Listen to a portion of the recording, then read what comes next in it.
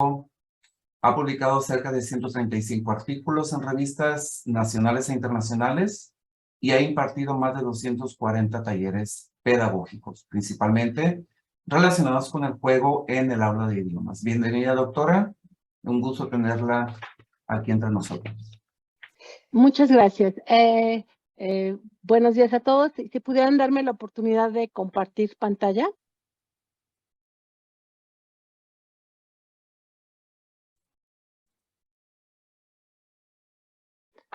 Así es, perfecto. Gracias. Pues muy bien, creo ya están viendo mi pantalla con las diapositivas. Sí. Perfecto. Pues bien, muchas gracias. Gracias por la invitación a la inauguración de esta jornada con motivo del 37º aniversario de la Facultad de Lenguas Extranjeras de la Universidad de Colima, con la que me unen lazos profesionales y de amistad. Es siempre un placer colaborar con ustedes. Voy a hacer una presentación breve, tratando de dejar un poco de espacio para el intercambio al final de esta plática, antes de que nos llegue el momento del simulacro nacional. Entonces, brevemente, cuando me invitaron a participar en esta jornada, me interesaba charlar con ustedes en torno a los retos que enfrentamos como docentes de idiomas en el siglo XXI. En efecto, si bien la enseñanza de idiomas data, según los especialistas, de hace al menos 5,000 años, en tiempos de los persas, los arameos y los hebreos, no el aprendizaje, subrayo, la enseñanza de idiomas como tal, es un hecho que ha ido evolucionando y se ha tenido que ir adaptando a diferentes contextos sociohistóricos, socioculturales y responder entonces a diferentes demandas sociales. Esta evolución que ha sido permanente y que podemos ir observando cuando estudiamos la evolución de las metodologías de enseñanza, se ha acelerado en las últimas décadas, sobre todo a partir de la llamada era científica, a partir de los años 1945, 1950, y actualmente vivimos este proceso de un cambio acelerado que exige por parte de los docentes también una disposición al cambio, una flexibilidad y una capacidad de adaptación muy importante. Esta labor de enseñar idiomas se ha vuelto cada vez más compleja, cada vez más exigente y paradójicamente cada vez menos reconocida y en condiciones cada vez más difíciles. Ya lo mencionaremos un poco más adelante. Entonces, para hablarles de los retos, estoy viendo que se me fue una diapositiva, sí. Bueno, antes de hablar de los retos propios del siglo XXI, simplemente quisiera evocar, y se me perdió una diapositiva, no sé dónde quedó perdida, ¿cuáles son los retos usuales que tenemos como docentes? Retos que han estado allí desde siempre. Para empezar, la lengua es un objeto complejo, un objeto difícil de captar, difícil de asir y también un objeto de difícil dominio. Entonces, tenemos una materia que ha ido evolucionando, una materia como objeto de estudio que ha ido evolucionando, cuya percepción también ha evolucionado y que no es fácil de enseñar. Entonces, ese es un primer reto que ha estado allí desde siempre y que de entrada representa la necesidad de dotarse de las herramientas necesarias. Segundo reto permanente es esta necesidad de construir una coherencia en torno a los 3 niveles de análisis de un hecho didáctico. Me refiero aquí a las hipótesis, el conjunto de elementos metodológicos que nos hacen entender de cierta manera bien específica todos los elementos en presencia, trátese de lo que es una lengua, lo que es el aprendizaje, lo que es la enseñanza, lo que es el papel del profesor, lo que es el papel del alumno. La percepción de cada uno de estos elementos cambia según el enfoque metodológico elegido y este primer nivel de las hipótesis tiene que estar relacionado de manera coherente con el segundo nivel, que es el nivel de los recursos o materiales. Es decir, las herramientas que usamos en nuestro día a día tienen que responder a esas hipótesis. No resulta muy útil tener unas grandes y modernas hipótesis si seguimos utilizando materiales que no corresponden a esos presupuestos metodológicos. Y el tercer y último nivel es sin duda el más importante y tiene que estar perfectamente articulado con los dos anteriores, y es el nivel de la práctica docente, la praxis. Es decir, hipótesis, materiales y praxis deben de ser coherentes, o de lo contrario se obtiene una mezcolanza que no augura nada bueno. Este es el segundo reto permanente. El primero era la lengua como objeto de difícil dominio. El segundo, la necesidad de coherencia entre los diferentes niveles del hecho didáctico, que son hipótesis, materiales y praxis docente. También, muy estrechamente relacionado con lo anterior, pues está la complejidad y el permanente evolución de justamente las prácticas y las representaciones asociadas tanto a la enseñanza como a todo lo que gravita en torno a la enseñanza, las instituciones, las lenguas, para qué sirven, etcétera. Y finalmente agregaría yo también otro reto que siempre ha estado allí, es la interacción entre los actores en presencia, porque como docentes no solo interactuamos con nuestros alumnos o aprendientes, aquí me referiré más bien a los aprendientes para dar el equivalente docente, el que enseña y el que aprende.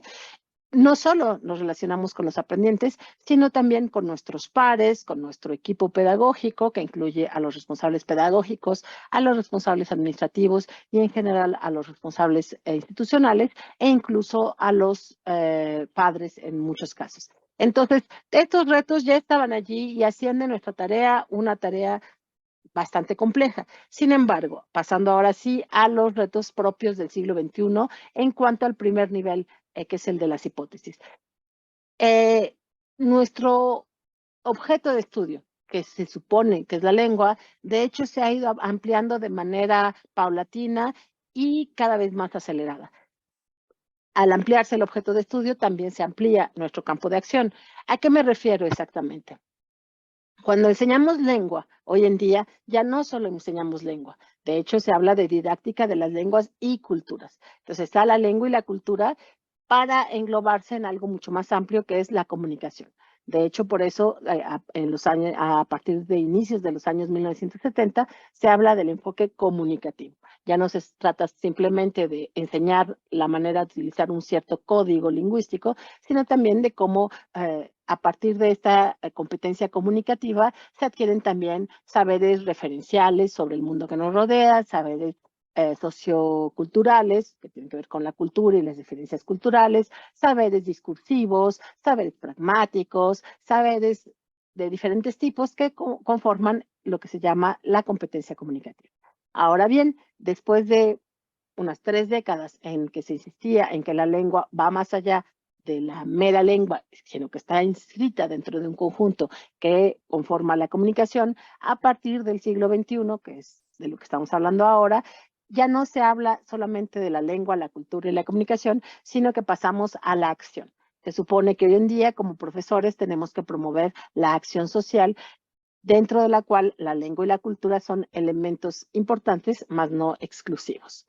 Ahora bien, un autor que se llama François Müller propone una rueda de las competencias profesionales del docente en general y, por ejemplo, nos muestra cómo ya no solamente debemos de saber el idioma, como durante mucho tiempo y siempre se ha requerido para poder ser docente, ya no solo debemos de tener competencias profesionales en cuanto a la transmisión de conocimientos. Este fue un cambio que se dio a partir de los siglos XV y XVI, cuando se profesionaliza lo que entonces era un oficio, el arte de enseñar, para convertirse en una profesión, sino que ahora tenemos que desarrollar toda una serie de competencias que van mucho más allá de la enseñanza en el aula, de la enseñanza de la lengua en el aula. Como verán aquí, sin entrar en mucho detalle, el docente también es responsable de las relaciones, tiene que saber dirigir una sesión, animar el grupo, administrar las relaciones entre los aprendientes, guiar, favorecer la toma de iniciativas, negociar el contrato de aprendizaje, pero también tiene que organizar, realizar, ser un usuario para aplicar herramientas, utilizar los libros de texto, las tecnologías, tiene que ser experto lo que él llama un experto clínico, es decir, ser capaz de analizar sus recursos, sus prácticas y de dirigir proyectos. También tiene que saber experimentar, tiene que saber controlar, reportar, garantizar, velar por el cumplimiento de los programas. Es consultor, es experto, es metodólogo y finalmente cada vez se nos exige más, siendo que no siempre se dan las herramientas para llegar a esto. Máxime que cuando les hablé de la acción, aquí se habla de la acción, pero nos referimos sobre todo a la acción social. Y esta denominación que se ha vuelto popular, que se ha generalizado a partir del marco común europeo de referencia, es problemática porque si ustedes se fijan en las traducciones, las diferentes versiones que existen del marco, en inglés se habla de agent, en español se habla de agente, pero en francés se habla de actor. Y a mí me parece que esta es una diferencia muy relevante porque el agente es alguien que está involucrado en la acción, pero que no necesariamente toma decisiones al respecto. En cambio, el actor es alguien que está involucrado en la acción y que, si bien está determinado por diferentes factores, sí tiene cierto control de esa acción. Entonces, ¿qué debemos entender exactamente por acción social? Aquella que lleva a cabo un agente o aquella que decide e implementa un actor social. Máxime que nos encontramos aquí con otro elemento que en el marco aún no se menciona porque fue escrito en 2001, bueno, se empezó a preparar desde una década antes y que ahora aparece tímidamente en el volumen complementario que fue publicado en 2018 y que tiene que ver con el hecho de que ya no se nos está pidiendo simplemente que preparemos a los aprendientes para ser actores o agentes sociales en el mundo actual, sino que se nos pide que ya los preparemos para un mundo que aún no conocemos. Las llamadas competencias del siglo XXI que proponen la formación, la preparación ante un mundo que aún no existe y que debemos de imaginar y de anticipar. Entonces, se nos pide que además de realizar todas estas tareas, preparemos a los aprendientes para una acción social en un futuro aún incierto y entonces que enseñemos algo que ni siquiera sabemos en qué contexto va a ser utilizado tal cual. Otro de los elementos importantes, los retos específicos en cuanto a las hipótesis en el siglo XXI es justamente la desaparición de las metodologías prescriptivas. Si bien puede tenerse la impresión de que el marco común europeo de referencia es una guía que nos dice exactamente qué hacer, los autores de este documento desde un inicio dicen muy claramente que no se trata de prescribir, no se trata de decir lo que sí hay que hacer, lo que no hay que hacer, sino más bien de mencionar una gama de posibilidades dentro de la cual cada docente y cada institución elegirá aquellas opciones que correspondan de manera más adecuada a sus necesidades. Entonces, el abandono de una metodología prescriptiva, por un lado, desde luego, nos dota de mayor libertad, pero al mismo tiempo nos impone nuevas exigencias porque somos nosotros como docentes los que tenemos que imaginar dentro de esta gama amplia de opciones cuál es la opción que más conviene en cada momento para cada público. Junto con la libertad viene la responsabilidad. Estamos condenados a ser libres, nos decía Jean-Paul Sartre. Es el caso de los profesores en general y de los profesores de idiomas en particular en el siglo XXI. Se nos pide que conozcamos todas las opciones posibles y que cada vez encontremos la solución adecuada e idónea para esa situación.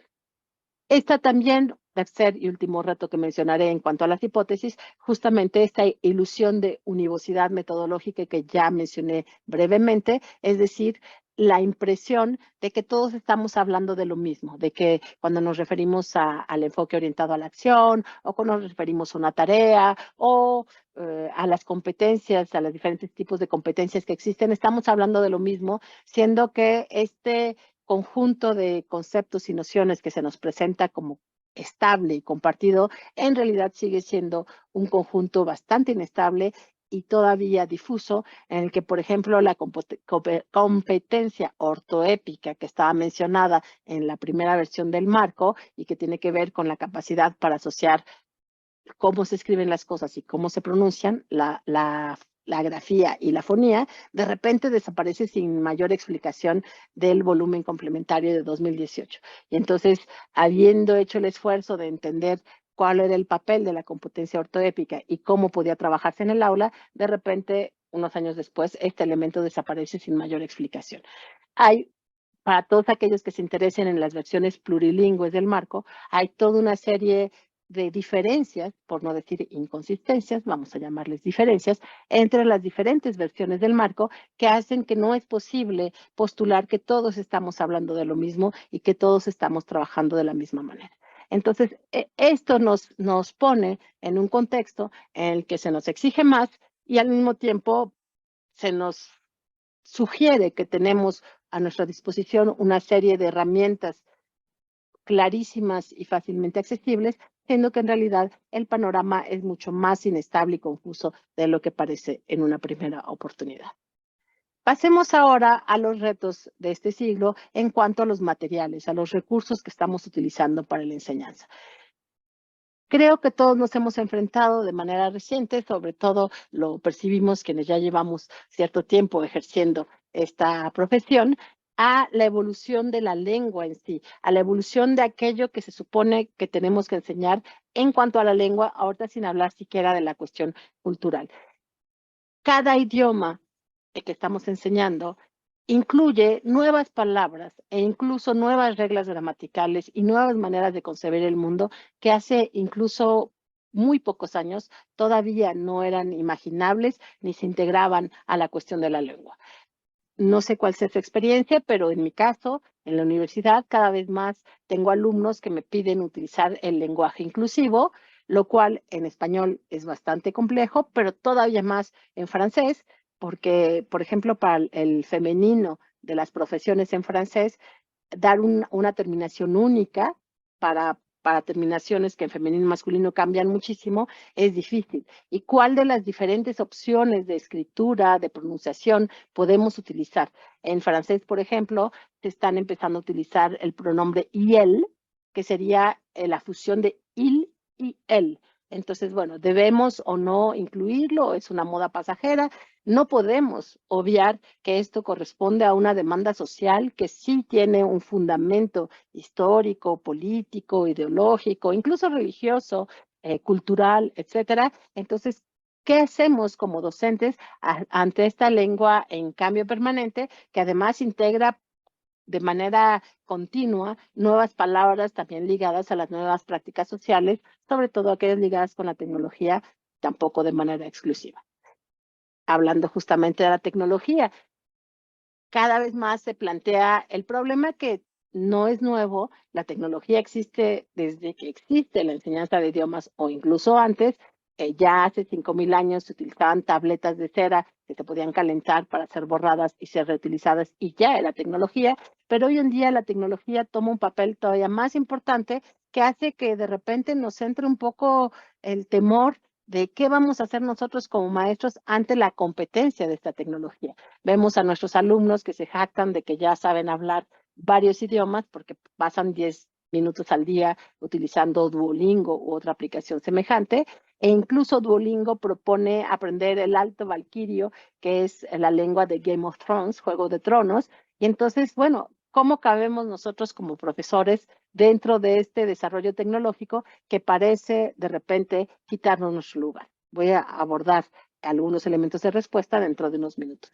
Y finalmente, en cuanto a los materiales, me parece también que hay una tensión entre cultura e identidad, expresado en un doble movimiento que tiende a la vez a la globalización, gracias a la cual o por culpa de la cual, según ustedes lo vean, los jóvenes de hoy en México pueden ser fans de K-pop y estar al corriente de lo que está haciendo un chico australiano o un chico en África o en Italia, etcétera. Hay una gran globalización y al mismo tiempo hay una exacerbación de las tensiones identitarias que hacen que por cuestiones de religión, de nacionalidad, de color de piel, se crean grupos y se crean fricciones. Entonces, pese a esta visión un poco idealizada de la globalización que permitiría que todos accedamos al mismo conjunto de saberes y de herramientas y que la cultura mundial sea una sola cultura, por fortuna no se ha llevado a cabo esta unificación total, no se han borrado las diferencias culturales, pero la ausencia de esta visión armónica, idealizada, también esconde el hecho de que hay tensiones entre las identidades y entonces nos corresponde, por ejemplo, como profesores de francés, de inglés, de italiano, de alemán o de otros idiomas, pensar en la carga política, histórica, social de los idiomas que enseñamos en un momento en que se habla mucho de identidades líquidas, de colonización. ¿Nos corresponde a nosotros hablar solamente de los grandes autores ingleses tipo Shakespeare o no tendríamos que incluir también, yo pienso que sí, expresiones literarias, pero también culturales en general, de pueblos que hablan inglés, pero como resultado de un proceso colonial, como sería, por ejemplo, la poesía de los Cherokees o de los navajos en Estados Unidos, la poesía de las mujeres inúes en francés, y, ¿por qué no?, el redescubrimiento a través de esas expresiones culturales largamente minoritarias, ampliamente minoritarias, pero también acalladas durante muchos siglos, propiciar el acercamiento de nuestros alumnos a su propia realidad plurilingüe y pluricultural, como sería al abordar la poesía cherokee e inú, pensar también en las diferentes expresiones poéticas de los pueblos originarios de México, que es una producción cultural extremadamente rica, valiosa y poco reconocida en las aulas de idiomas. Si estamos hablando de competencia plurilingüe y pluricultural, ¿dónde dejamos a las lenguas originarias? ¿Dónde dejamos nuestras raíces que están allí presentes y que no siempre son reconocidas como debería de ser? Y tercer gran grupo de retos, no cambié el título aquí, en cuanto a las prácticas. No deben de leer las hipótesis, sino las prácticas. En cuanto a las prácticas, tenemos también, asistimos a un cambio de las maneras de aprender. Los alumnos, los aprendientes, tienen periodos de atención más cortos, buscan sesiones de aprendizaje con una satisfacción más inmediata, con más estimulación de los diferentes sentidos, y también se desarrollan sus posibilidades de autoaprendizaje. No falta el alumno que a media clase, cuando uno dice una regla, enuncia un hecho, saca su teléfono y dice, pero aquí en este sitio, pero aquí en este de YouTube, nos están diciendo lo contrario, a mí aquí me indican qué, y entonces tenemos que lidiar también con esta nueva manera de aprender, buscando no la manera de separar lo que se hace en el aula y lo que los alumnos hacen fuera, sino lo que articular ese autoaprendizaje fuera del aula con las actividades en el aula.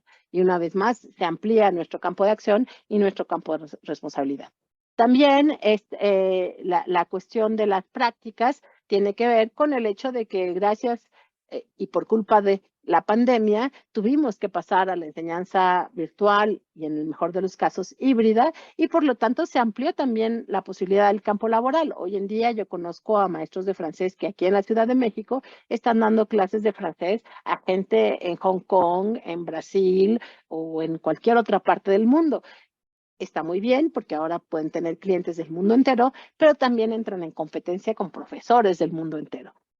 Esto crea también cierta fricción.